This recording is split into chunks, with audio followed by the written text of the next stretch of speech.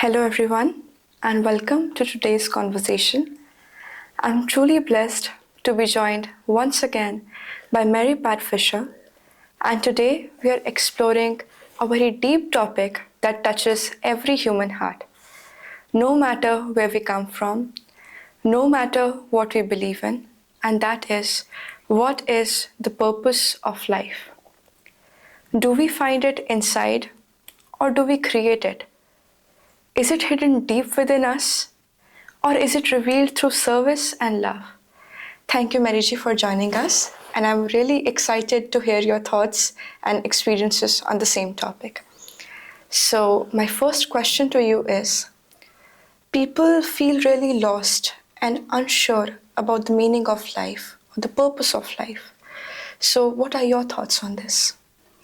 It's very important because until we discover what we're here for, we're just lost in space and life has no meaning.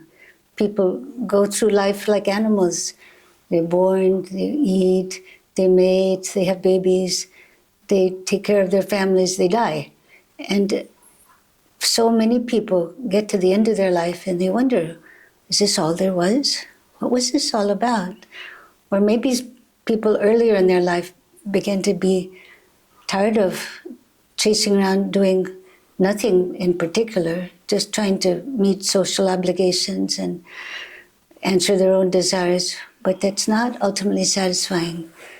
So I hope we can explore a few things that will bring much more contentment and purposefulness to people's lives.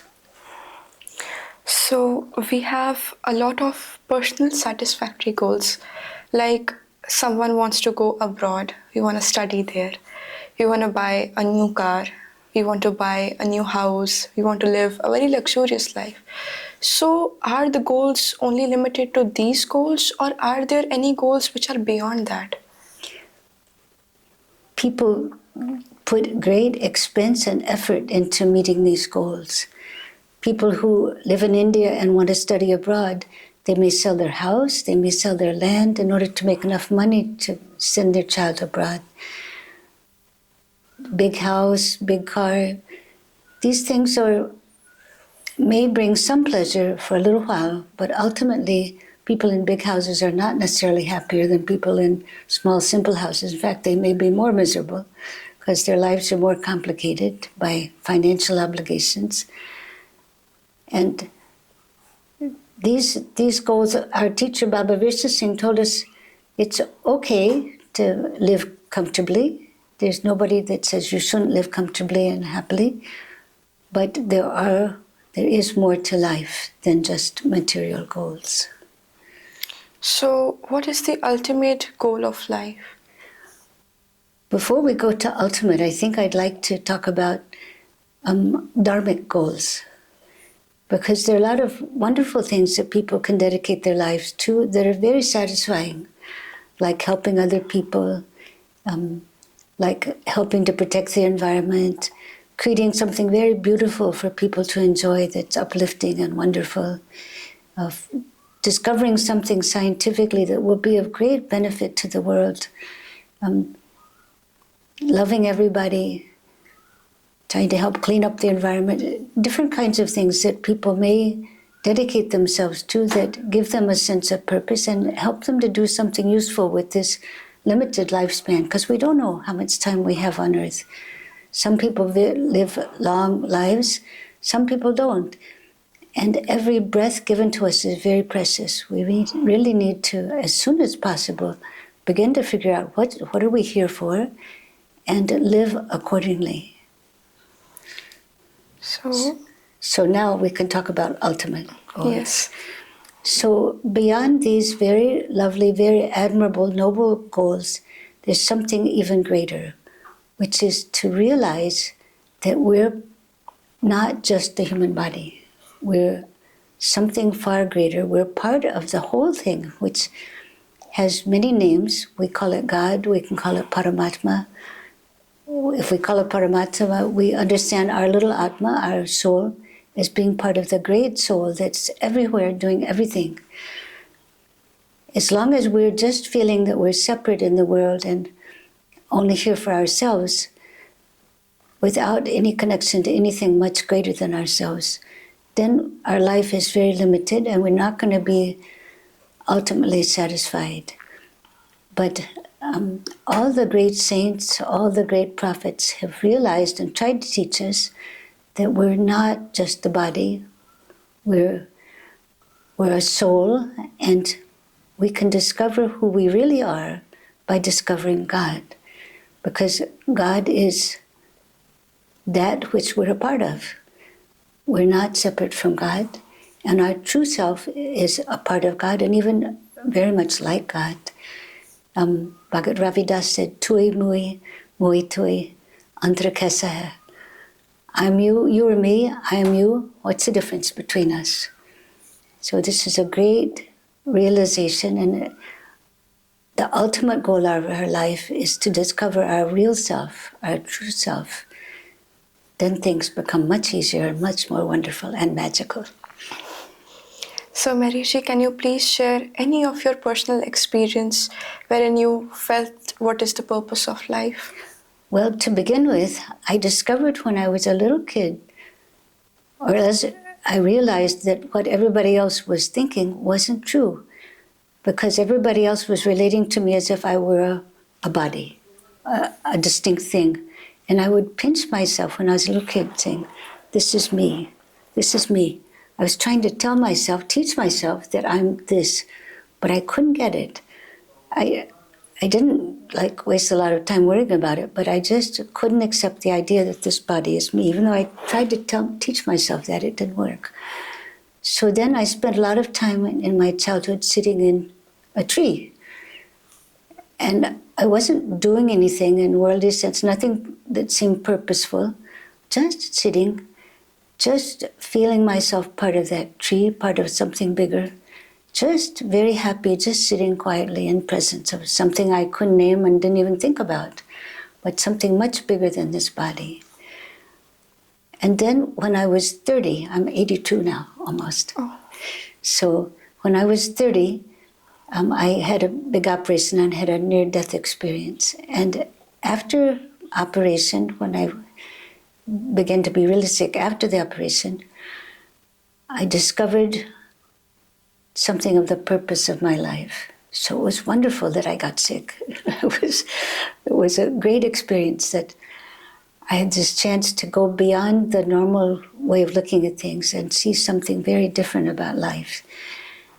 I realized that I had come for the purpose of loving and the purpose of learning, which was, it sounds so simple, but that's then how things evolved. In learning, I was most interested in the noble thoughts of the saints and prophets of all religions. So I'm a writer, and I began to write about all religions. And in the process, I had the chance to go all over the world and study with great teachers of all religions and to read the scriptures of all religions. And I loved that. Today also, any chance I have to read about the life of a saint or read the scripture, I couldn't be happier. So now, here I am in Gobind Sadan, a wonderful interfaith spiritual community started by His Holiness Baba Virsa Singh, who's no longer in his body, but still very present. And he helped us to discover our real self, helped us to live from that realization of God inside ourselves. By many means, he helped us to get closer to God. That was his mission, to help everybody of any religion come closer to God. And in that, we discover what we are, why we're here. So my purpose in life is huge. I don't know how many lifetimes it's going to take me, and maybe I was working on it before. I don't know, but my mission is to help everyone in the world draw closer to God in the ways that Baba Virsa Singh taught us to. So people of all different religions come here, and we get to talk with them and pray for them and welcome them and see them as our own brothers and sisters. So life has become so wonderful, so happy, so full of meaning. I couldn't be happier. And life gets easier and easier at the same time. So. So, are there any mentions of the purpose of life in the spiritual scriptures? There are, it may not have the word purpose in it in English translations, but for instance in Upanishads, it's written Tat Tvam Asi in great Vedic Hindu tradition. And that means you are that.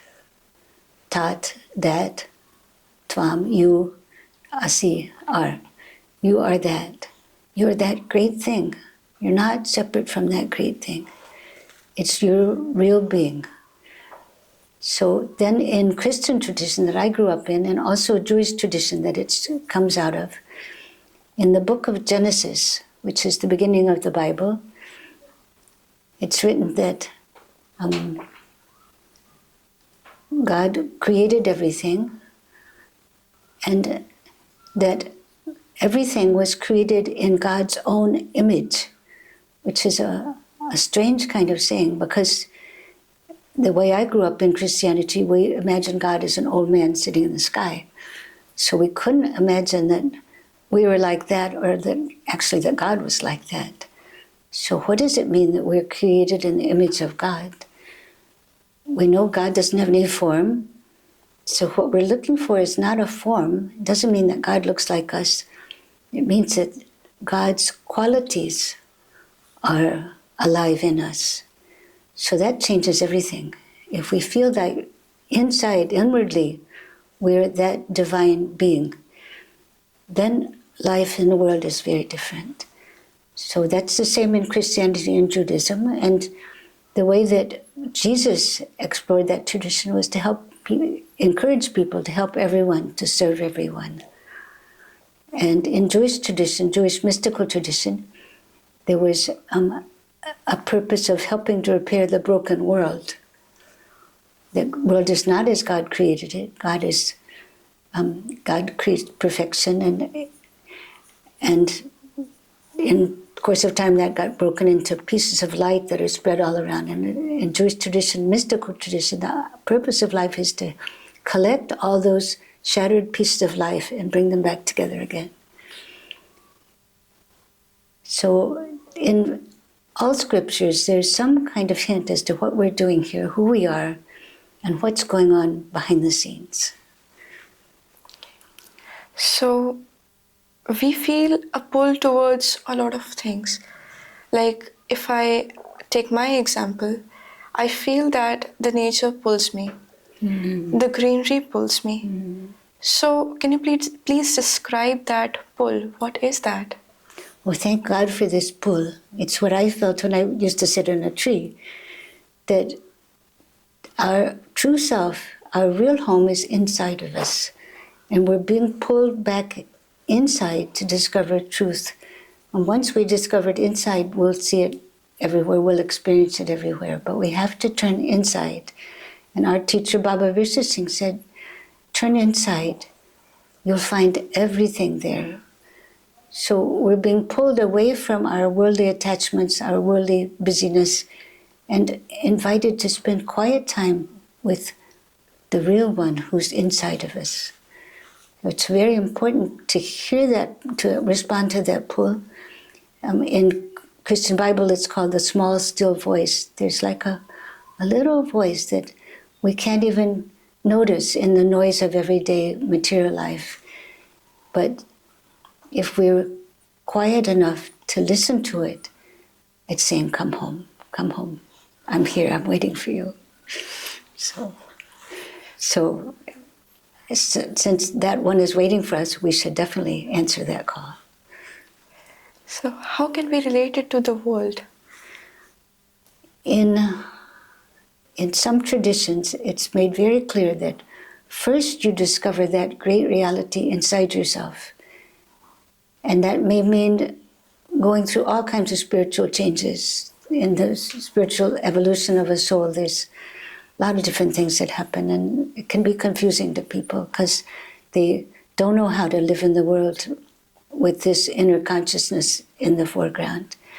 But ultimately, you get so grounded in that reality that you can be in the world, but not of the world, like a lotus floating on the a beautiful white lotus floating on the surface of the water with its roots deep down in the mud. So I won't say this world is muddy. This world is beautiful, if you could see it that way. But still, worldly life on the surface is quite different from living with God consciousness. So what we have to do is to go to find that place where we can experience that and then manifest that in our lives. So in the Zen Buddhist tradition, it's said that you go through all these stages of spiritual life involving a lot of detachment from the world and dissolving into the one and this kind of thing. But the final ultimate goal is to return to the marketplace with helping hands, to be back in the world, living among people, and still maintaining your relationship with the true reality. And ultimately, if everybody were like that, it would be the great age of Satyug again. We're living in Kali Yuga, the darkest of all ages, but the age of truth and light, the real world, is possible, and even in this life, we can live in that world. Jesus taught us the kingdom of God is right here. It's at hand. You can live in that world right now. No matter what's going on in the world, you can live happily, peacefully, blessed, and manifest the true purpose of your life, which is to manifest that great being that's already inside of you doing everything. So, what can we do to find that purpose of life? We really need to meditate.